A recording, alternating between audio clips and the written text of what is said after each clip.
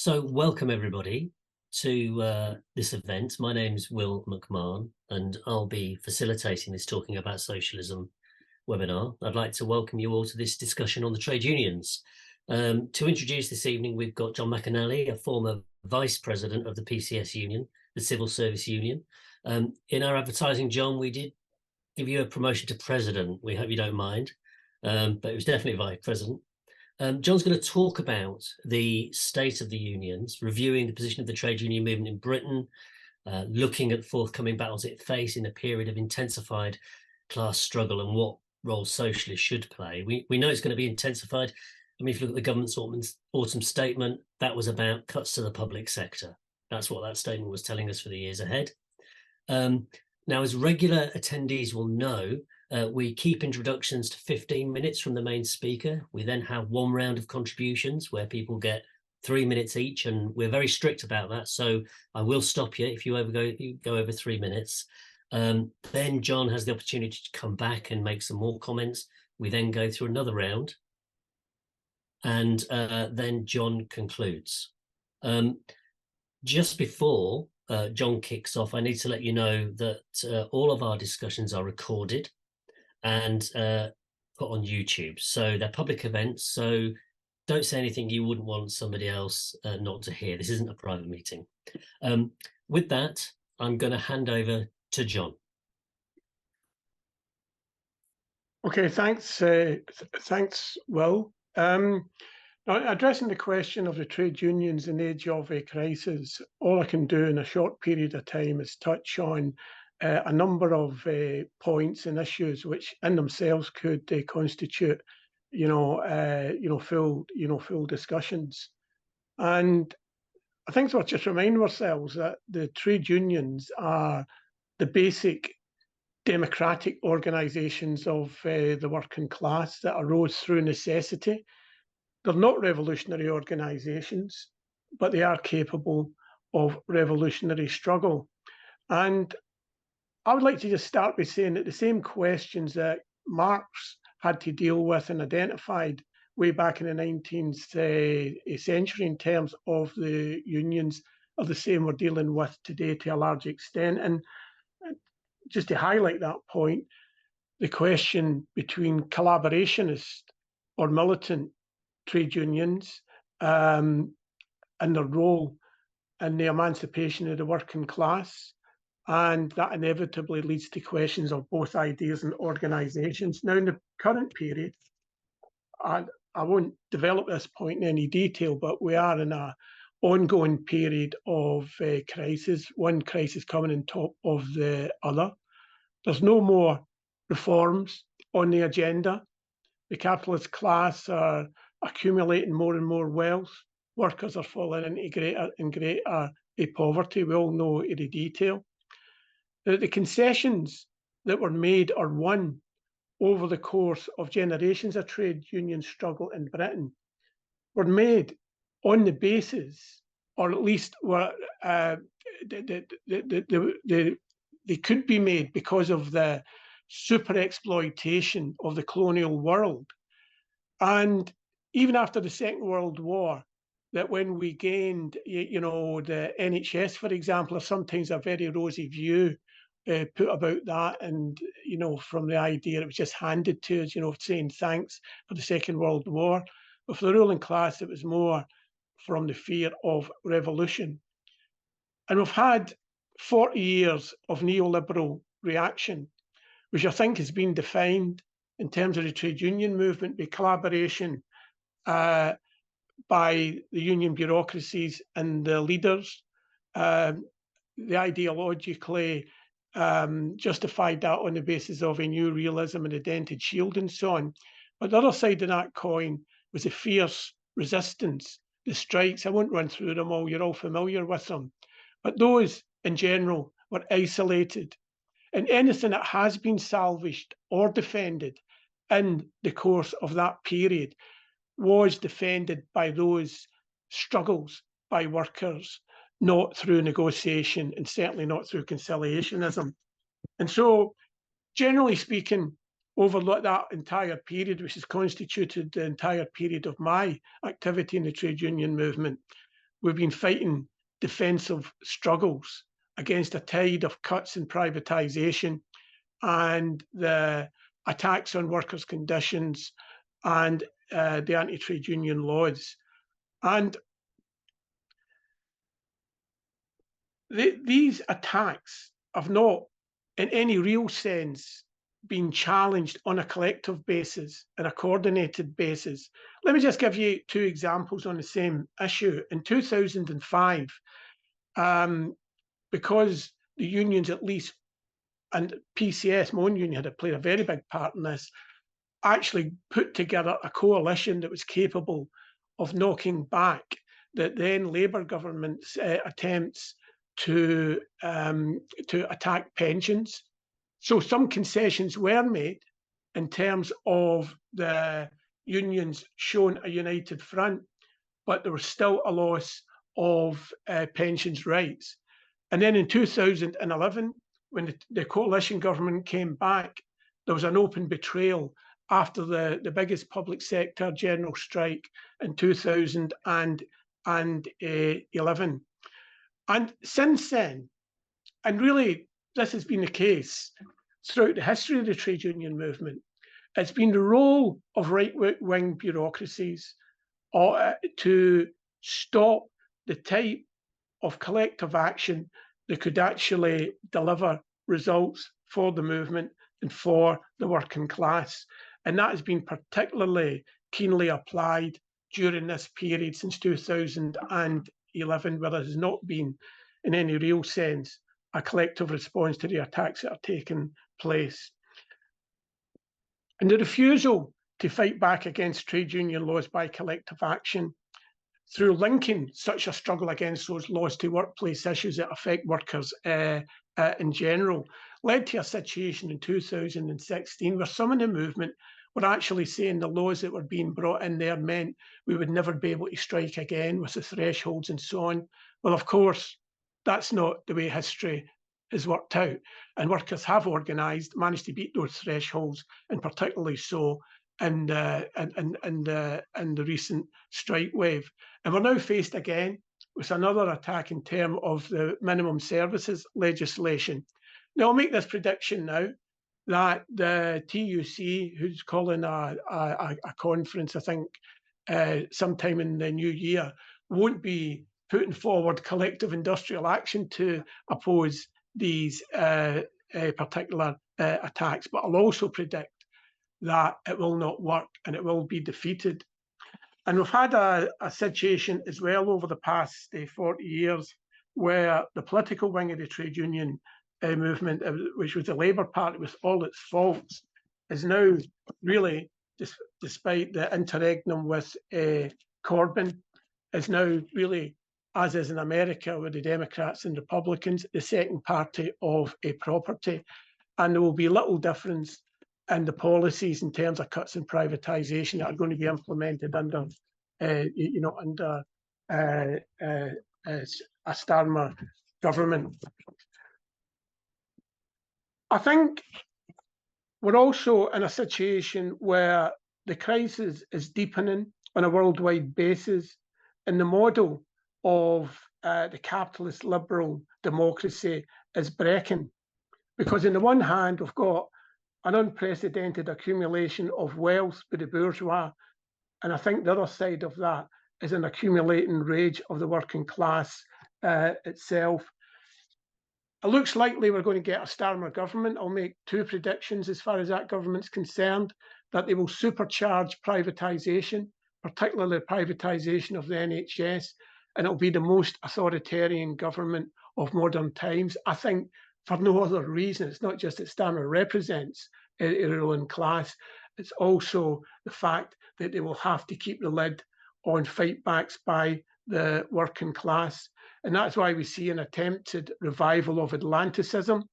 And let me just say, there's two conflicts going on internationally, and the response of the trade union movement's been very, very interesting.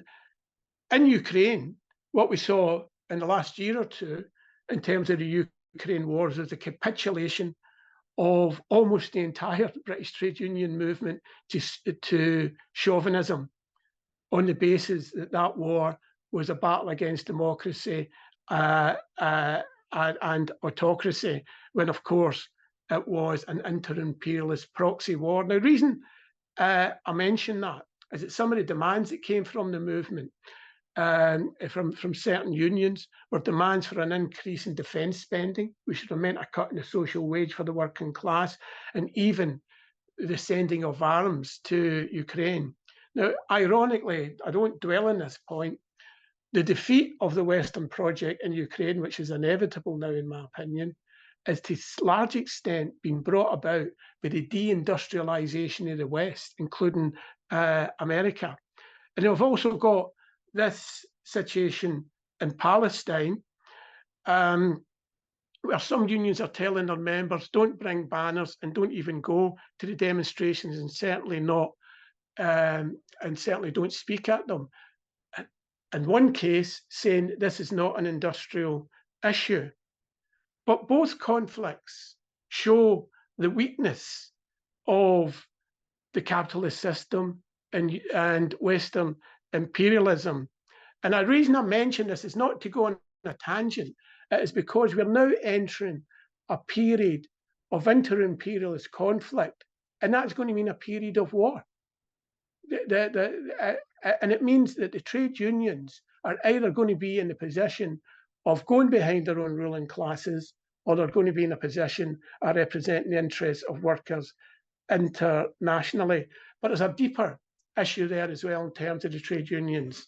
That the concept of non-political trade unionism, that we're just there to deliver for the members industrially, is really under whatever left cover of so-called syndicalism or whatever, is really just the old right-wing idea that unions should stick to bread and butter issues. And that's got implications for resistance to attacks, particularly so in the public sector, because it's the working class who suffer from those attacks in the public sector. Now, what I would say, I don't think in the coming period there's going to be any hiding place for collaborationist union leaders. And the recent strike wave has been an example of that, where workers were forced to fight back, but still in generally isolated struggles. I mean, my union for 20 odd years has been advocating for united coordinated action. And there's no contradiction between that and the excuse that's usually given not to have coordinated action, and that is unions have got to come to separate settlements. I don't believe there's any contradiction there whatsoever. And we have a situation where, despite the strike wave of last year, unions are in fact still losing members. And there's been a huge throwback in the consciousness. And the strike wave itself, in terms of industrial militancy, is really a step forward in rebuilding that consciousness. Because I think if one thing is becoming clear amongst workers generally, and I think it's a process that's going to deepen, is that the ruling class, the political establishment, has lost authority. Now, I think there's theoreticians in the movement and people who are very well acquainted with the ideas of class struggle, can make all sorts of projections about the building of a militant consciousness and a socialist consciousness amongst the working class. But I think there was a very simple way it was put. I saw this on TV when a young Muslim worker made the point, and it was in relation to the events in Gaza. And this, to me, summed up that change in consciousness when she said, if they can do that to the people in Gaza, then they'll do the same to us. And I think that is at the base of the loss of authority that workers are looking at a ruling class that is simply not delivering on any level whatsoever. Now, in terms of the roles of trade union bureaucracies, that is an issue that Marxists and socialists have grappled with over the years, and most of you will be familiar with that image of the trade union bureaucrat, divorced from the people and acting almost as a diplomat between the classes. and a policeman against the militants in their own unions. But I think one of the things we need to tackle in terms of the coming period is also the extensive layers of lay bureaucratism in the trade union movement, where there's a conservatism even amongst people who describe themselves as socialists and who are a fetter on some of the new layers coming through. I think we also have to assess and fight back against the, I don't know how you describe it, the entry of the entry of pernicious ideas of identity politics into the labour and trade union movement, and the issue of sectarianism itself. We need to identify that, where we see the destructive role of rule or ruin sectarianism for electional and factional purposes. Now, I think, in conclusion, I'll just finish by making this point. I think the real issue is the fight for the development of Marxist ideas in organised form within the labour and trade union movement itself, and the building of effective united fronts on socialist programmes and programmes that relate to workers, and the process of transforming the unions into militant fighting organisations, but not just at the top, important as that is, but to build leadership in every single workplace. Now, I'd finish on the point that I think it's right to be optimistic about the future. The conditions are maturing for a real challenge to the ruling class, and I believe that the unions have got a very, very important role to play in that. I think the problems facing the unions and the issues, I started making the point about Marx, and I'll finish precisely on that point, that as he set out, these organisations develop by necessity and they will fight by necessity. They will be, I believe, or have to be a large part of building effective political representation. But what they have to do is open up and widen up to the class in general, including in the communities and so on. And I would finish on this point, which is that, in his words, and I think he summed it up very well, that the unions must convince the world at large that their efforts, far from being narrow and selfish, aim at the emancipation of the struggling millions. I've rushed through a lot of that, Will. I would like to have developed some points, but I hope it's made some sense. So thanks for taking the time to listen. Thanks very much. That was, you covered an amazing range of issues in 15 minutes, and that was truly impressive, actually. And you've touched on a huge amount of key issues. So what I'm going to ask people to do is to put your hands up electronically if you can. If you can't, put your hand up so I can see you. Who would like to come in? Okay, I've got Matthew. If I can persuade my video's gone. Hi, comrades. A really good presentation. I thought it was as an introduction. I mean, I think there's a series of issues. Really, I mean, if we look at what the problem for the unions, of course, now is you've got a steady change in terms of who's organised, the numbers of people organised, and the industries and so on. So the unions are steadily shifting towards basically the public sector or ex-public sector. You've now got a position in which the majority of people in unions are women, and trade unionists are getting older. They're not recruiting. They're not recruiting the younger workers. By and large, they are failing to fight on those grounds in terms of the battles against the employers. They're like 0 hours contracts and rotten employers. They're not equipped to do it. There's the issue also, of course, of the fact that we under the laws and so on and so forth, we now have a position in which picket lines are not respected. Effectively, picket lines have now and now demonstrations in which people, including of course other unions, walk through all the time, which is ridiculous and demoralising, and doesn't actually move us forwards at all. And we also have a position in which, the interesting thing about the strike wave that's been going on is both that the fact that you're getting, as you say, a new generation. I mean, because the level of activity was so low, essentially you've got a new generation of people going on strike who'd never really been on strike before, and we're learning the whole basis of how you do it, and what just organising yourself and everything, all this stuff, and it really is from the bottom. But really quite inspiring in some ways. I mean, the problem is also you've got this problem of the lack of accountability of the union structures themselves, the membership.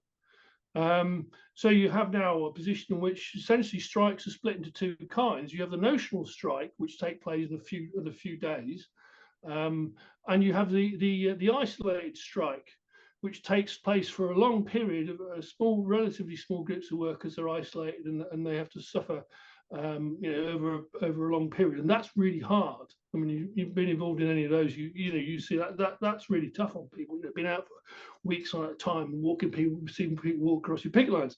So the other thing, of course, is then the unions themselves. If you take Gaza, the unions actually have a decent position on Palestine. Most of them members pass these decent positions, but they're not carrying them out. The union structure is not carrying them out. But actually, if you look at these big demonstrations, you're seeing these huge demonstrations, vast numbers of people on the streets, very, very few union banners, and the union bureaucracies itself are effectively aligning themselves with the government, and union members are making weapons to kill Palestinians. So I mean, there's a whole series of issues, in these terms, and you can see it's so it needs some really serious effort to try and sort some of this stuff out. Thanks. Okay, thanks very much for that, Matthew. Can we have other people putting their hands up if you want to speak? Okay, Phil, over to you. Yeah, cheers, and apologies, I'm going to have to leave in 10 minutes or so because I've got a caucus in my union left to go to.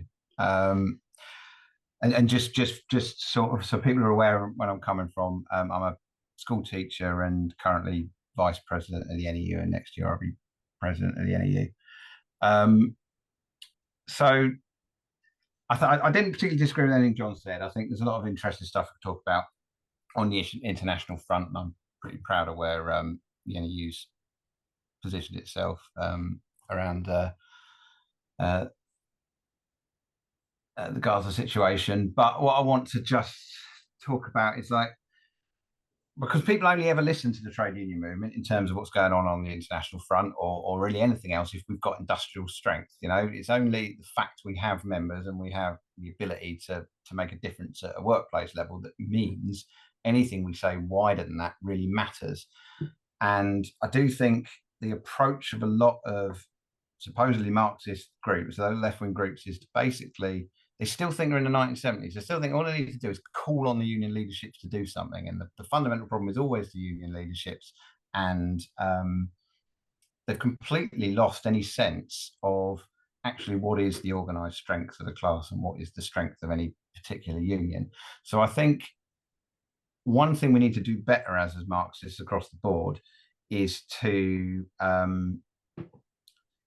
really engage with how we rebuild our unions. We've got a very different working environment from what we had 40, 50 years ago. We've got to take that seriously and stop just pretending that if we had the right leader in, they'd be able to click their fingers and move things. Obviously, we can do better than a number of the union leaderships we've got. There's no doubt about that, but that's not the fundamental issue. Is we've got to rebuild that strength, and we need to talk about that more. What I'd like to hear John's views on, if I'm able to stay long enough to hear him, is also about we can't, in my opinion, just go through another generation and pretend the TUC is worthwhile. We've got to fundamentally look at what we're doing there.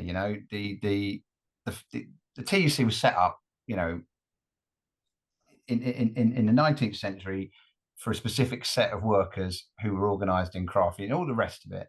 It's not fit for purpose. And I think this conference on the minimum service levels in 2 weeks just tells you exactly what you need to know about the TUC. We're facing, I think, I mean, there's been stuff in the papers literally minutes before I logged into this meeting, that they're now going to bring in this minimum service level in schools. And, you know, we're talking about a ban on strikes in schools. That's what the government is pushing for, a ban on strikes in schools. That is massively authoritarian.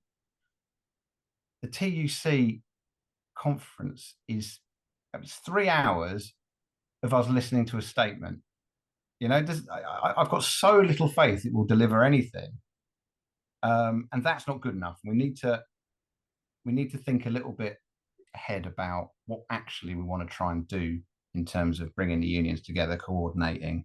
You know, there's some good stuff going on with the NEU Left, which I'm a part of, the PCF Left Unity that John's a part of, and other union lefts started meeting regularly to try and coordinate. I think we need to build on that sort of stuff, but we need to have an idea of where we go, because we can't in another 40 years' time still be sitting there with the TUC, going to TUC Congress, and we pretend everything's fine when it's just demonstrably not. You know, it's so detached from reality, Congress.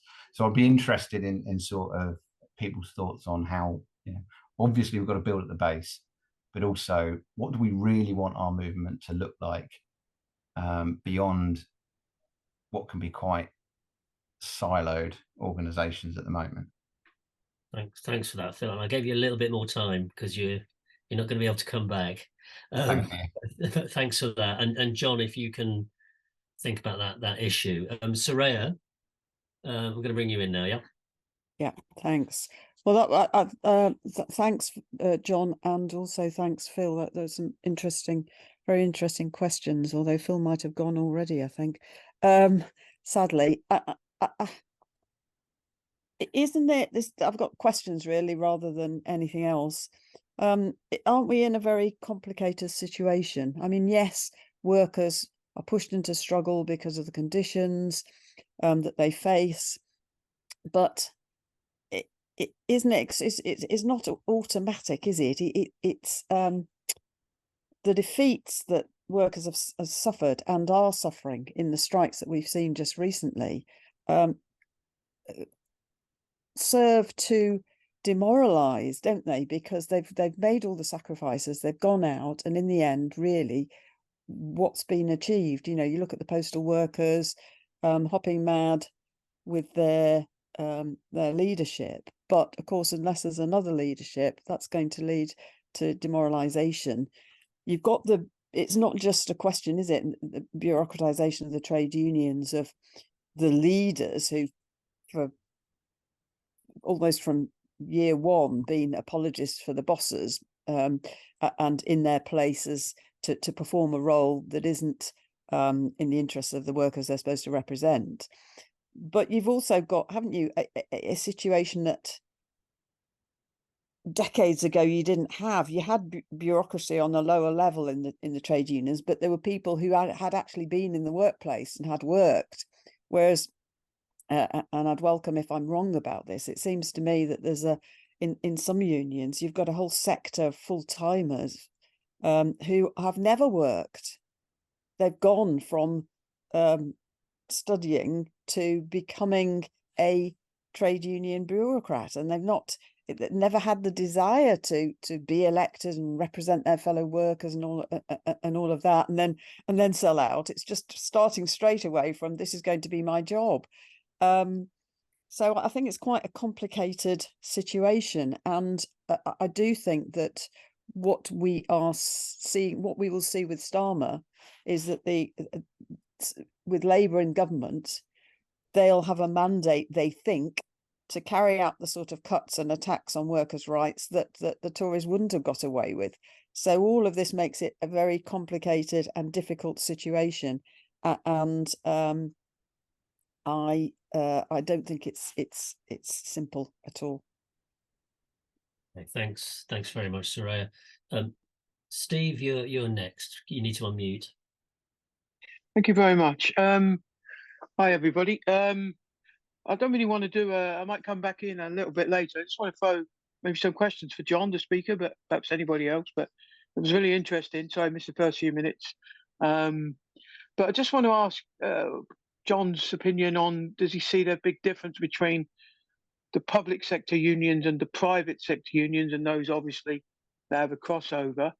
I'm in GMB, for example, a branch secretary, and we largely represent members in my area within the private sector, and obviously the density is lower, but the possibility perhaps a more explosive action is perhaps more prevalent than traditional sort of public sector union. But I'd just like thoughts on that. The other one is, what about new layers coming through, young workers? What's your thoughts on that? I think it's really important.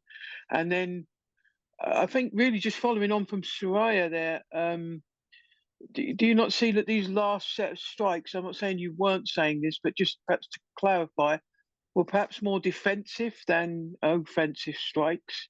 And that, do you see that perhaps under a Starmer government, I know we've got differences in where perhaps people should work or not work, or only history will tell us who's right and wrong on that one particularly. But I think it's, do you see that those sort of strikes against that Starmer's program, against Starmer's project, not necessarily politically but industrially, could develop to become more offensive actions as we get perhaps more confident towards taking on a Labour government rather than a tired Tory government? So just some questions for the melting pot, but thank you very much for the introduction. Okay, thanks for that, Steve. Nick, you're up next. Can you unmute?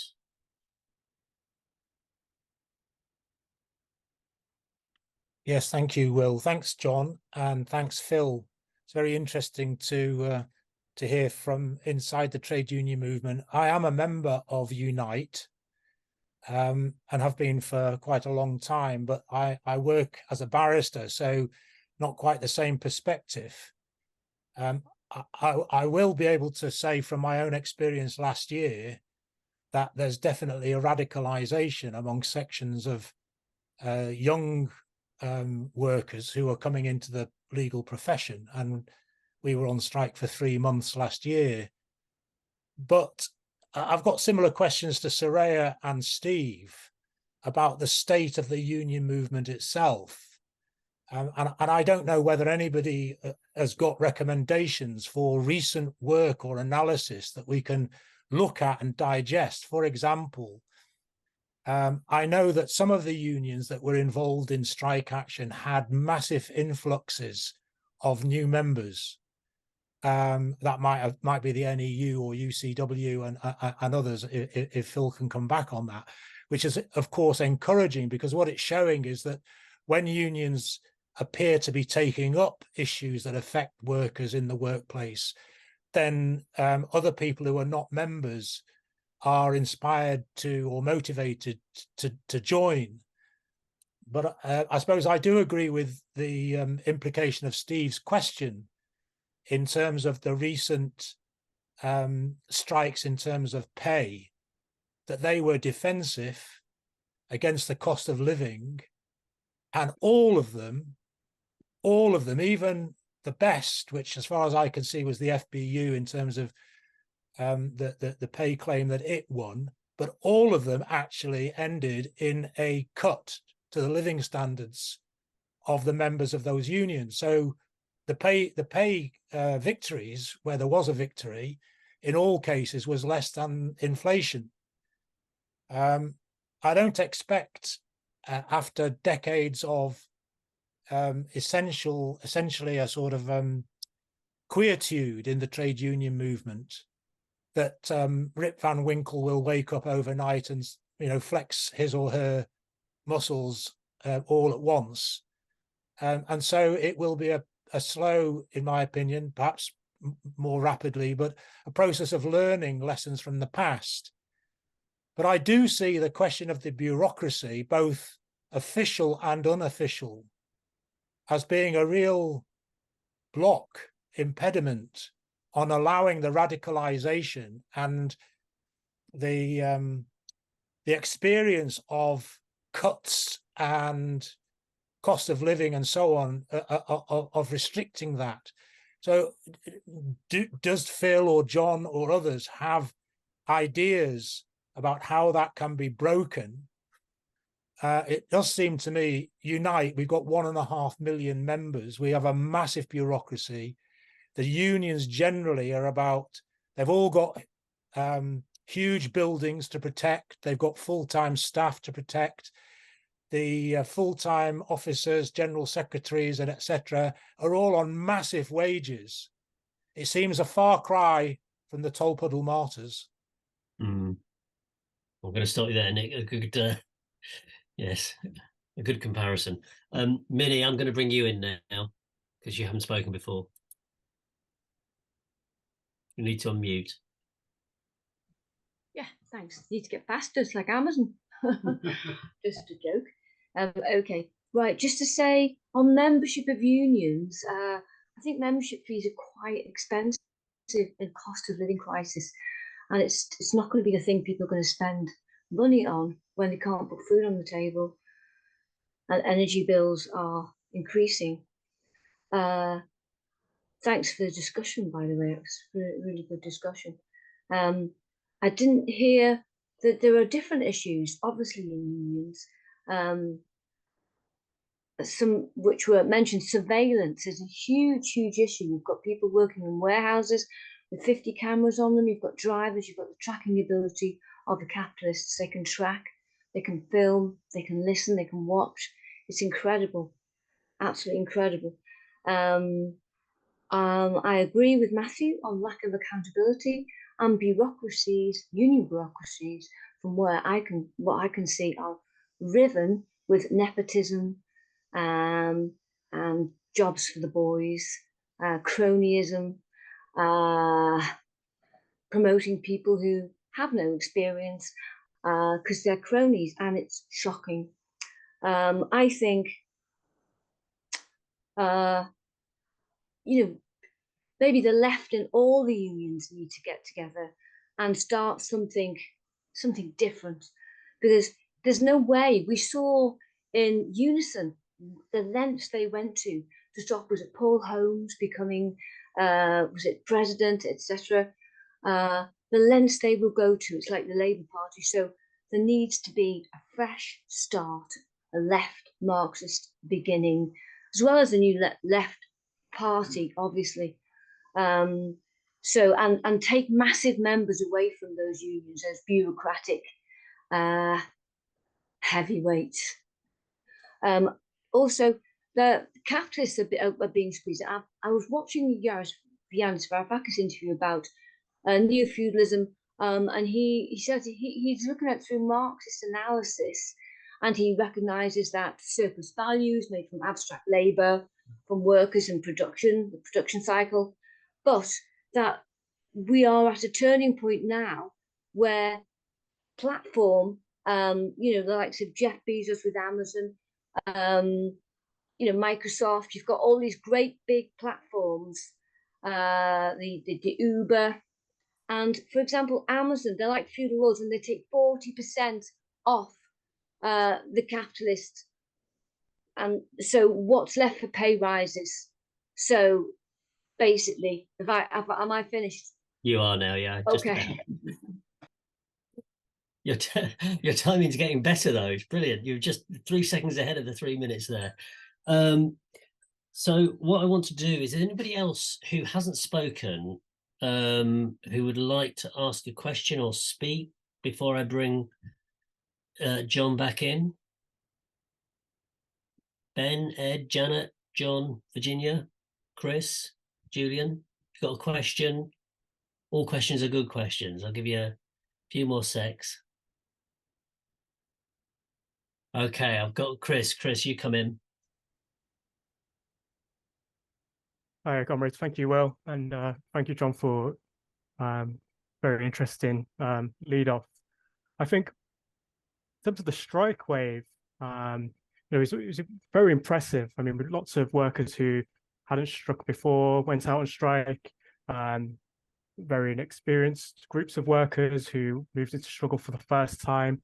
But I think what it showed is that the failure to gain political momentum and to gain some serious victories It was really down to that inexperience and in the way in which the bureaucracy managed those strikes for the capitalist class.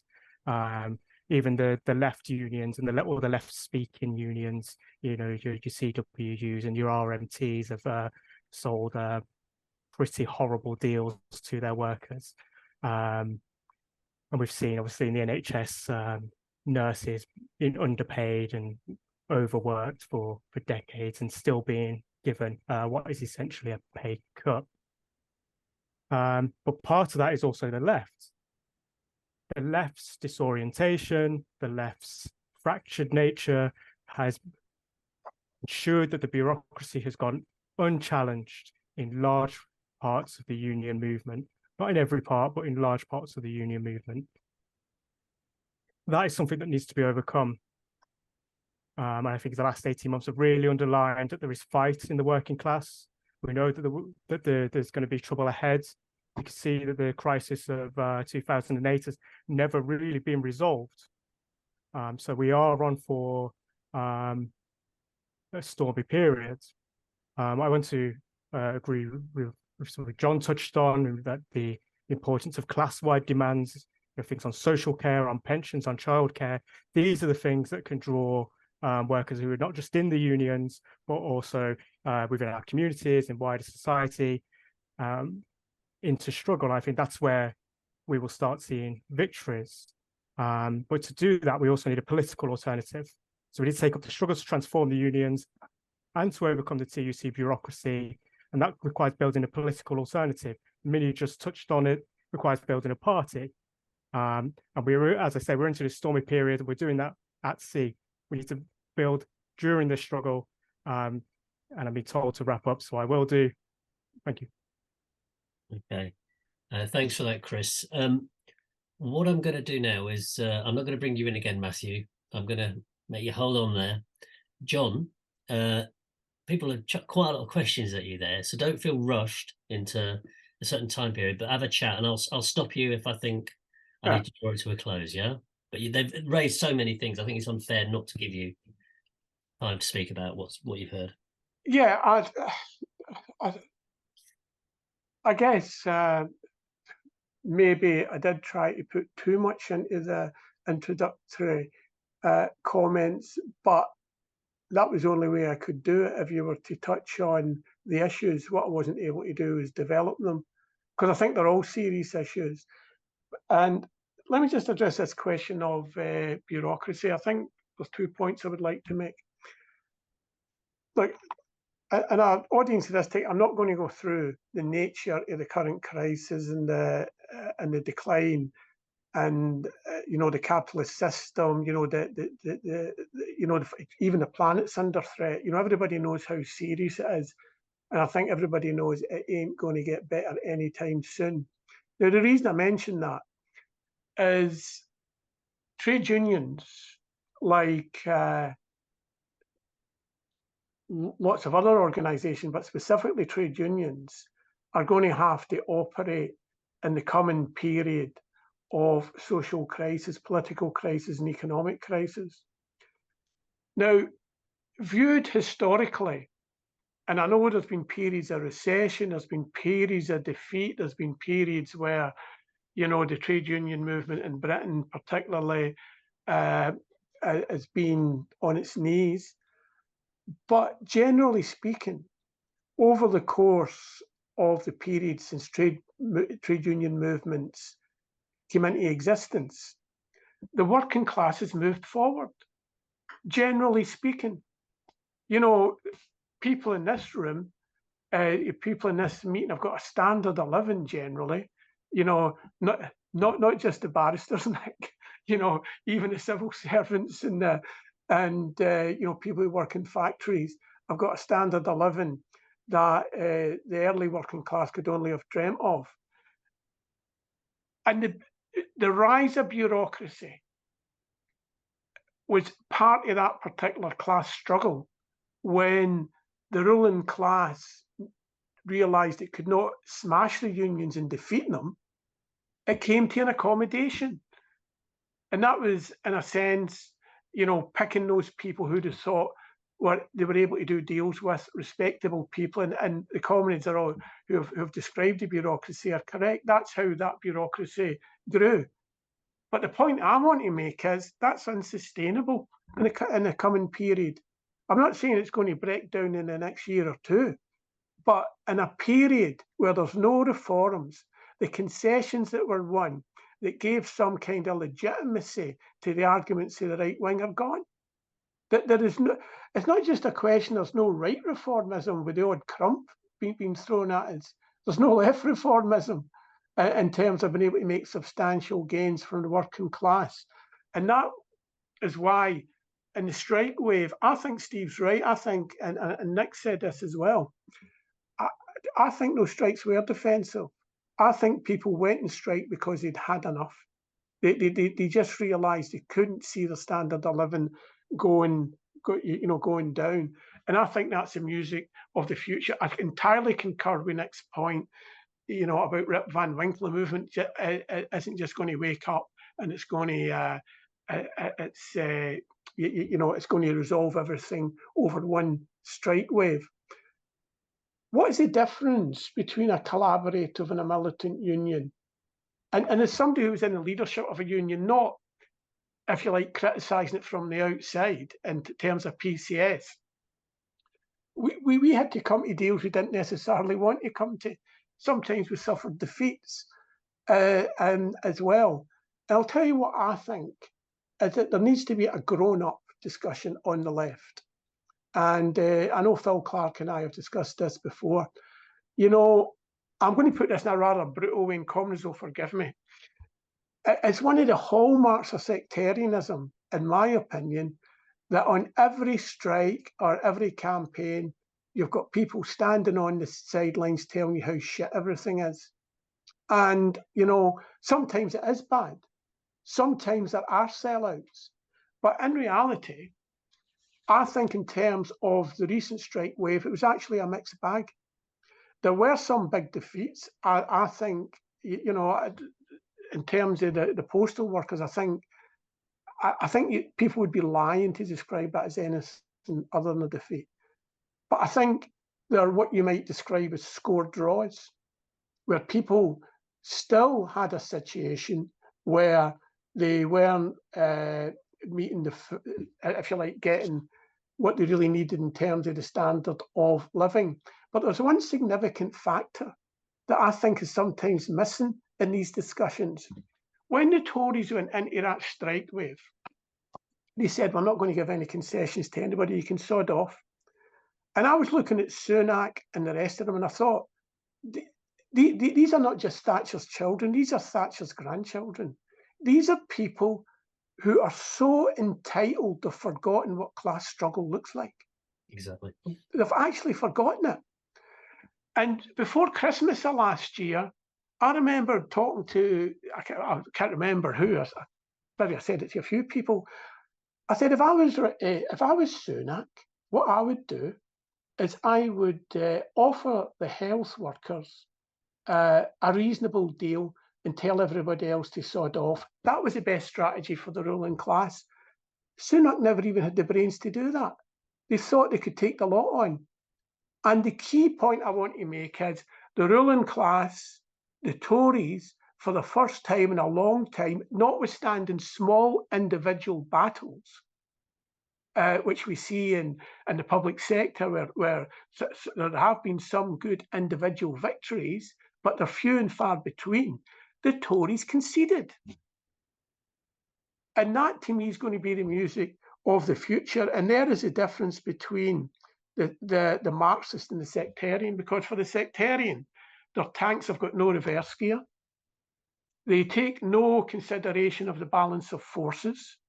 They take no consideration of the consciousness of workers. Somebody said, I think they're correct, that if workers have been on strike for a very long time, they might be within grasp of victory, but it might say, look, we've given it a good shot, but we're going, that's not necessarily a sellout. That's the realities of life. There's some groups of workers, I know in PCS, my own union, I mean, I'm retired, but I kept up with it. You know, members had told the union, we don't want to keep going out in one-day strikes, lose money. And the union devised a form of industrial action, targeted action, which won concessions. And people have tried to rubbish those concessions. Or some workers in PCS got up to 10%. I mean, not them all, obviously.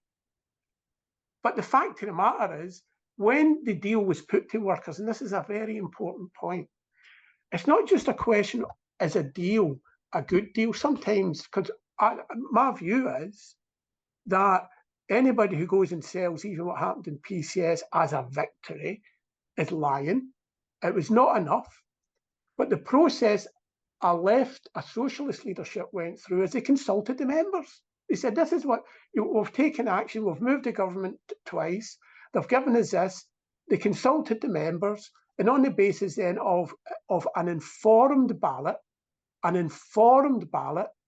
this is critical because the bureaucracies don't do informed ballots, they sell crap deals.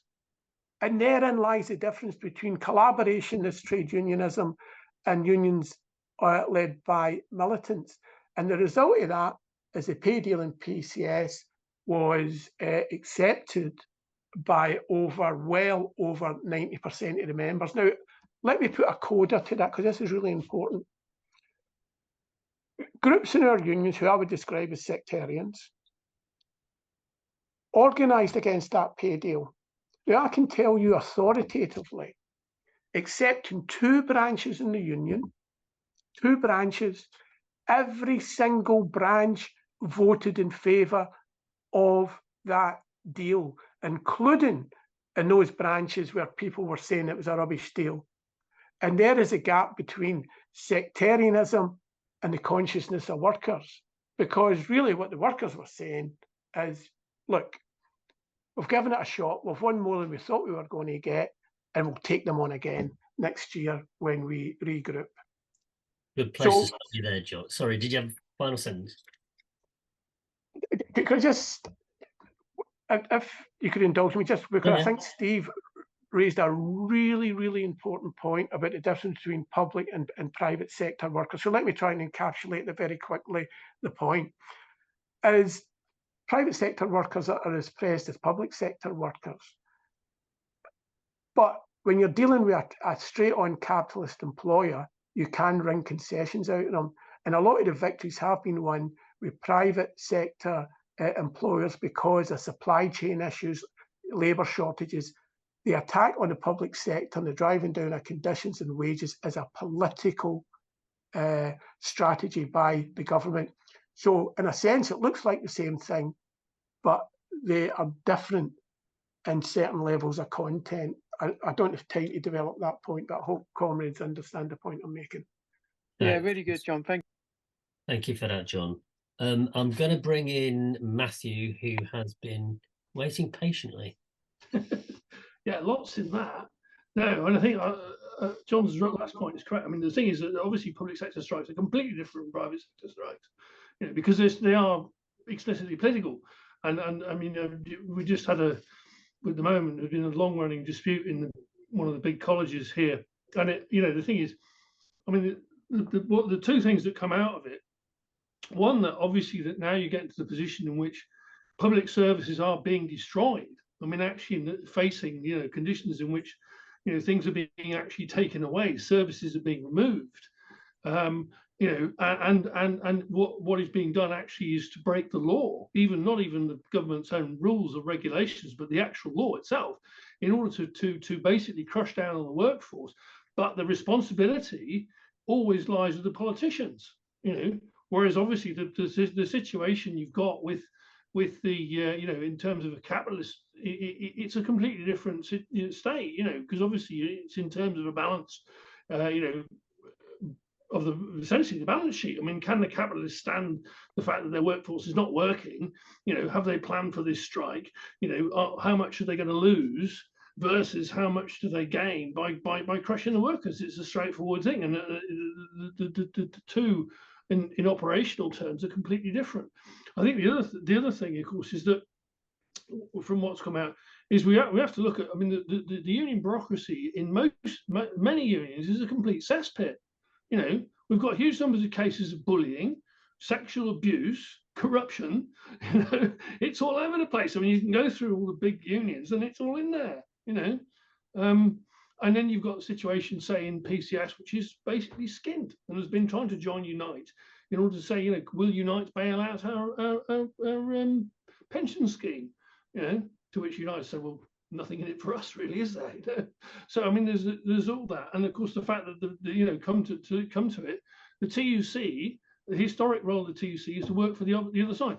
I think the thing is, what we're now facing, of course, is the point that, you know, actually it's now looking at both the destruction of large sections of public service, because you're actually going to look at the point of what they've just announced is to say they're going to drive a whole lot of councils into bankruptcy, into Section 114, and just say, well, we're just going to destroy huge sections of public service across vast swathes, particularly of England, you know. And the question is, what's the union's response to that?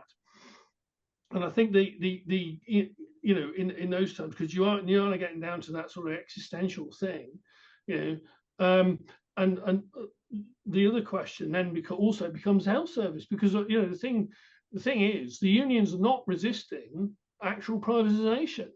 I mean, essentially, I mean, there is strong rumor that there was a deal done between the health unions and the Blair government to say, well, you can do what you'll basically wave through privatization of health service, and that's what they've done.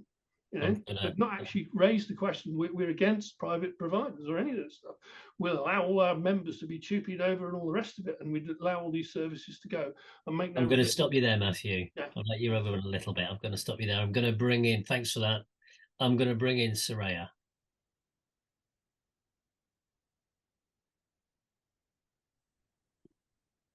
Sorry, very quickly. I don't agree on a couple of things. I don't think that workers today are better off. I think it's a generational question.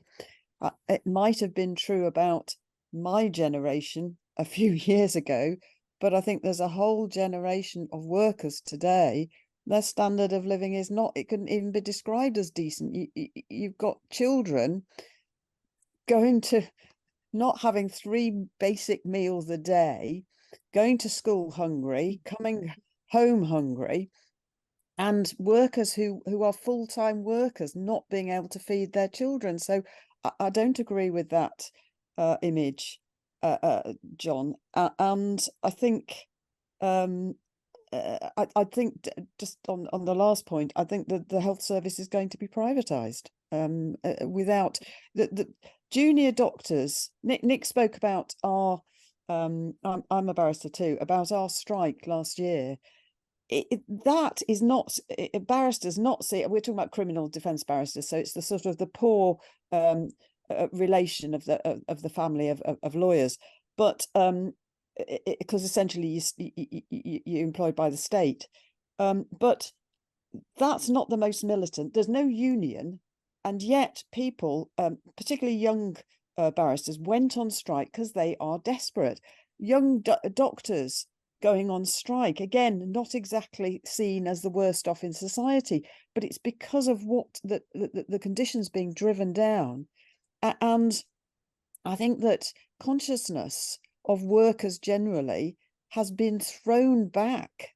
I don't think it's that easy. Yes, there's an instinctive fighting for survival, an instinctive pushing back at cuts and conditions being affected, but the abject capitulation of leaders at all levels, and of course the Labour Party as the supposed agent of the working class, it has actually thrown back consciousness. So I just think it's I'm not being pessimistic. I just think we have to recognize where we are and discuss what do we do about it. Anyway, I'll that's me. Okay, thanks. I'm going to bring in Minnie. Okay. Yeah, I believe, is it the consultants? There's been a settlement. Is it regrading? The government have regraded. I don't know what the settlement is. I don't know the details, but I think the people at the top have got the most money. That's what's being suggested. So I'd like to look at the details of that. Value consultants, obviously, highly. NHS consultants. Yeah, we're all Palestinians. We support the Palestinians.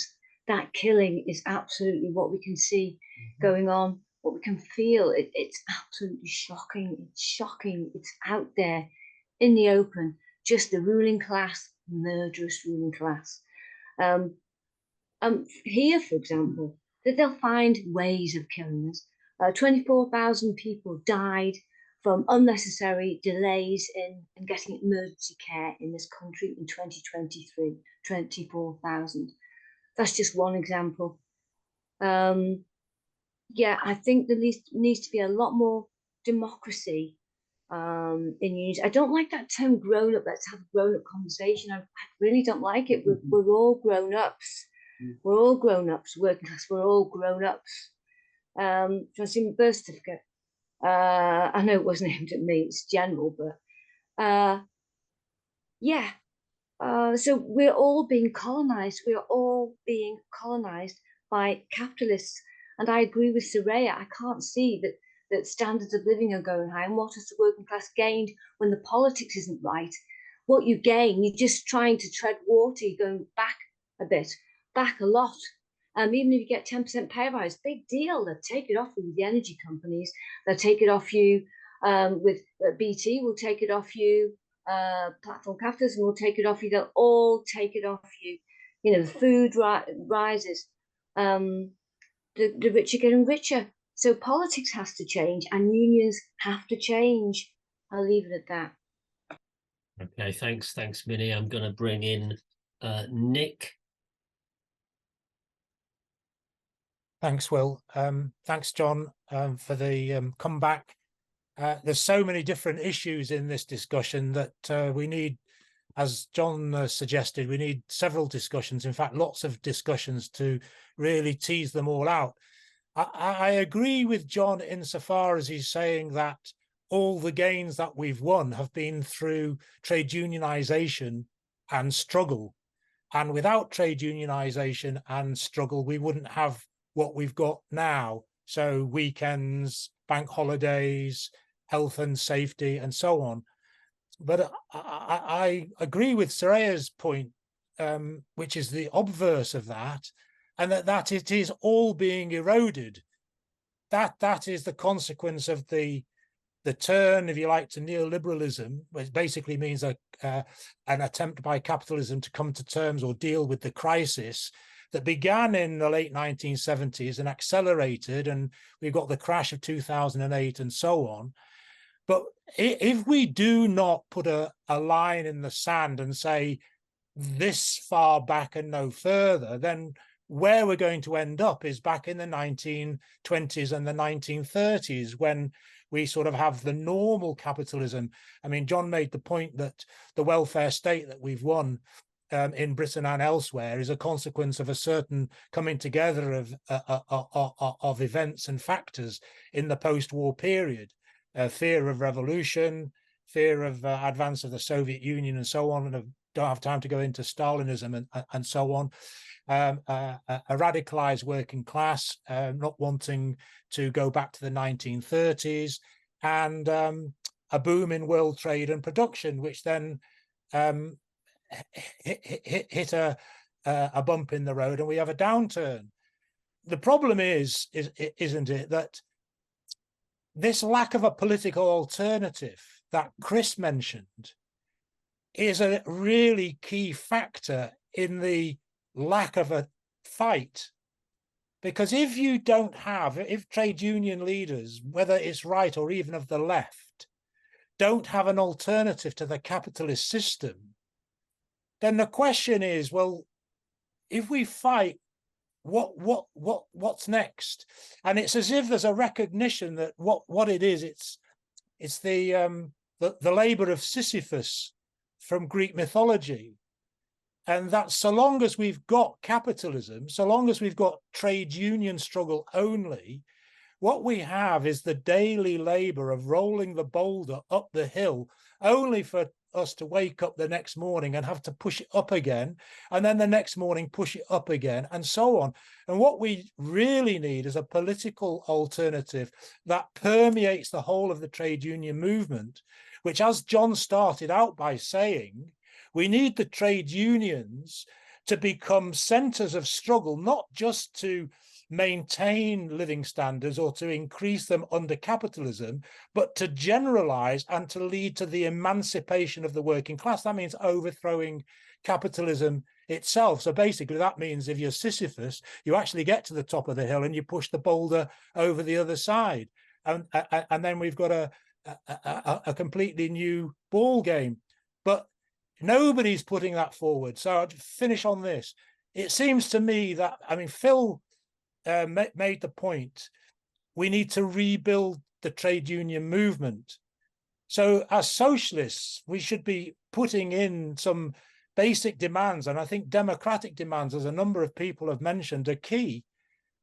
Election of all full-time officials, payment of a worker's wage, not taking on full-timers who don't come off the tools, are some of the basic things that we might begin with.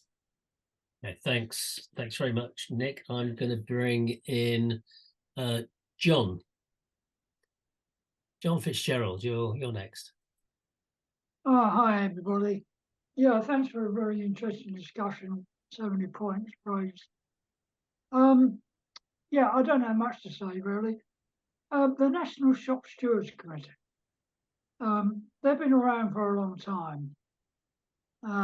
They had their conferences, their meetings, and so on. Is there anything there which could build in this at this juncture? Could they be a factor in maybe developing a militant, shop stewards movement and so on? Yeah, that's what I wanted to say. Thanks very much. Thanks. I'm just going to bring myself in very briefly because it has been an absolutely fascinating discussion. Is there anybody else who hasn't spoken who would like to come in, or any questions, or anyone else? If not, I'll abuse the chair. I mean, I've got 4 points in front of me that I've heard, and one of them is that actually we're going into a different kind of system of regulation of capitalism in this country.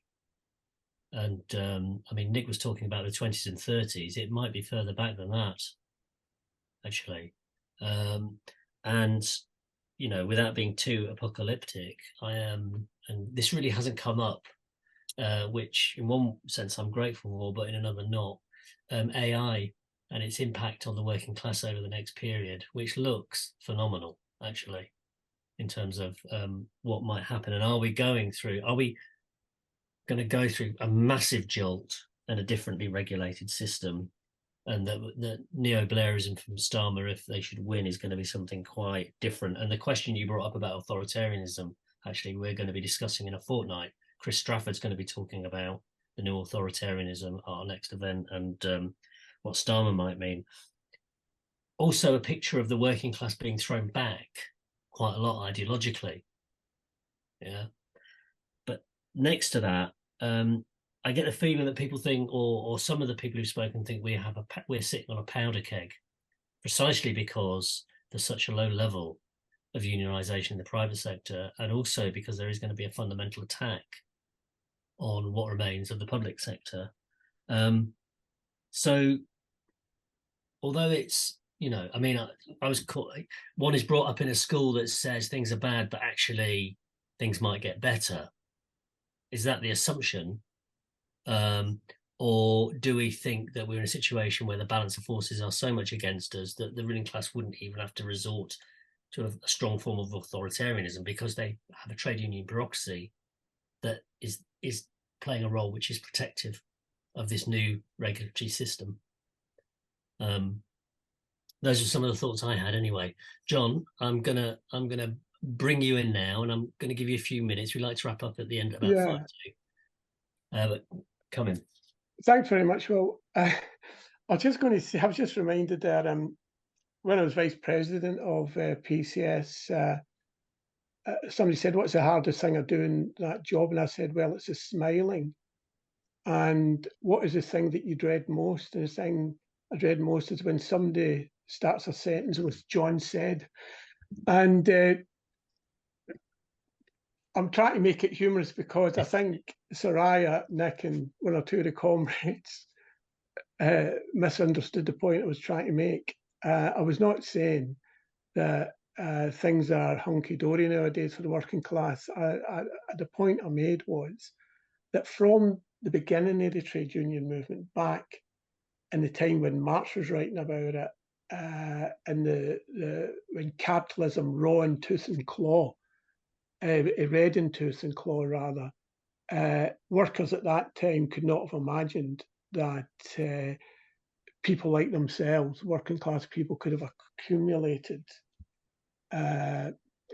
you know, a relatively decent standard of living. I also made the point to put that in context, and because it's important to understand this, because this links to the question of bureaucracy. The reason why bureaucracies have tended to survive is because in that great arc of history, and I was very consciously making the point with its setbacks, defeats, and the fact that even while British workers did win concessions, that, you know, there was still poverty, etc., that there was the appearance of going forward. Now, the reason I make that point is that's gone now. And the exact word, I just checked the words that I used because I wrote them down, is that because of the crisis, the period of crisis we're in, what we're seeing is an unprecedented accumulation of wealth by the bourgeois, which also means unprecedented oppression for the working class, but also an accumulated rage of the working class in response to that.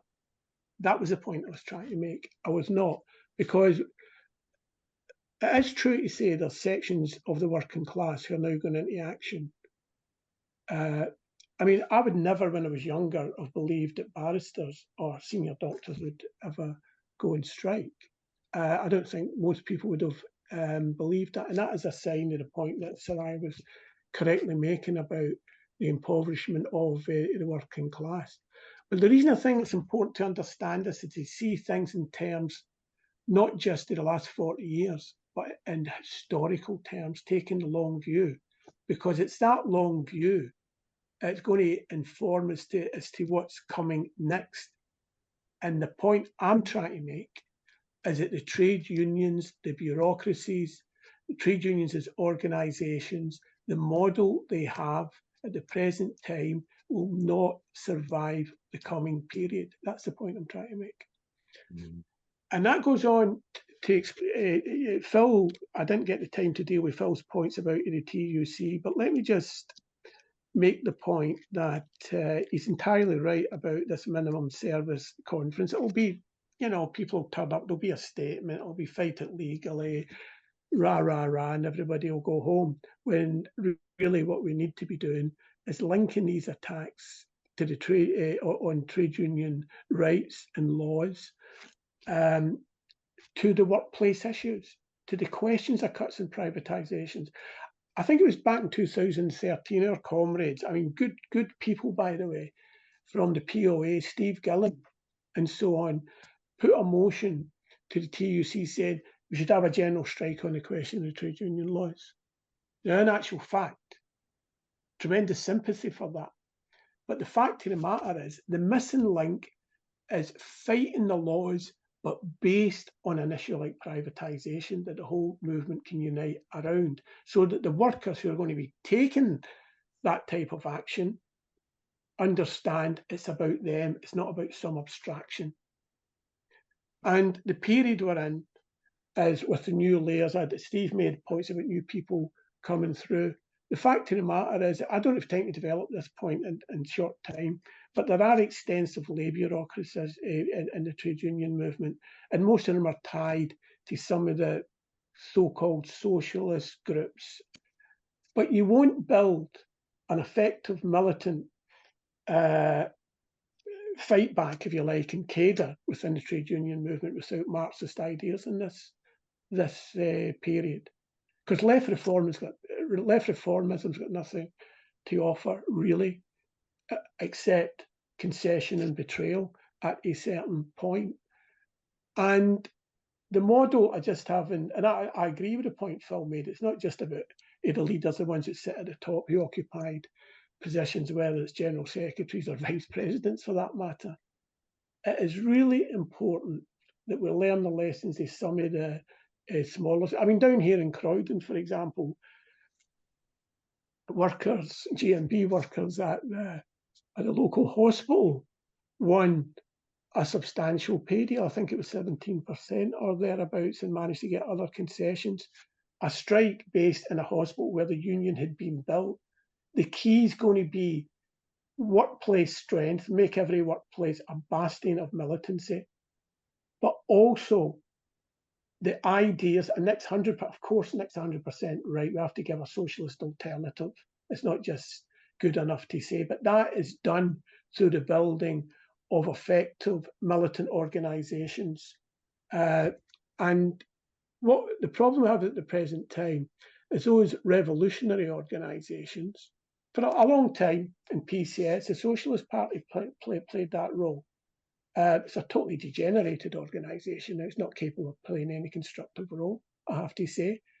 But the fact of the matter is, we need Marxists operating in an organised form within the trade union movement in order to build those broad lefts and through them building the united fronts based on programmes which relate to the problems that workers on a daily basis face. Let me make this point about the NHS. The point I made almost at the beginning of my contribution was, in terms of the Starmer government, I would predict two things. One was the authoritarianism thing. Let's leave that to one side. What I predicted at the beginning of this discussion was a supercharging of the privatisation of the NHS. By the way, Street and Starmer are entirely bought and sold on that issue. Now, the reason I raise that is the health unions, are about 13 different health unions who actually are in competition generally, rather than uniting within the NHS.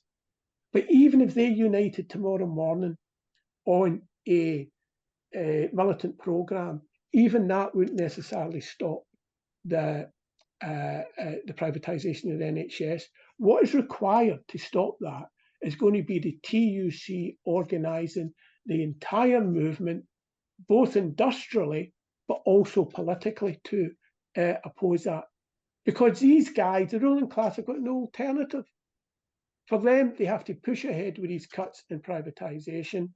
And that is why the point I'm trying to make really is this, that the model of collaboration as trade unionism, which has actually had quite a degree of success in terms of maintaining itself and its relationships with the ruling class in order to keep down militancy, will not be an effective model in the course of the coming years, where these crises are going to be heaped one upon the other and the impoverishment of the working class is going to intensify. There's loads of other points. Well, yeah. I mean, I feel we've only scratched the surface of some of them, but I will finish on this point. I can understand Soraya's point about feeling pessimistic. You know, sometimes it's difficult to wake up in the morning and feel anything but that when you see what's going on in society. But the fact of the matter is this: I believe that the conditions for a fight back, not just like the strike wave, but a fight back of our class, in which the unions can play a tremendous role, a militant role. The conditions are maturing for that, as are indeed the conditions for millions rather than hundreds or even thousands of workers embracing the ideas of Marxism. On that point, I'll leave it. Thanks very much.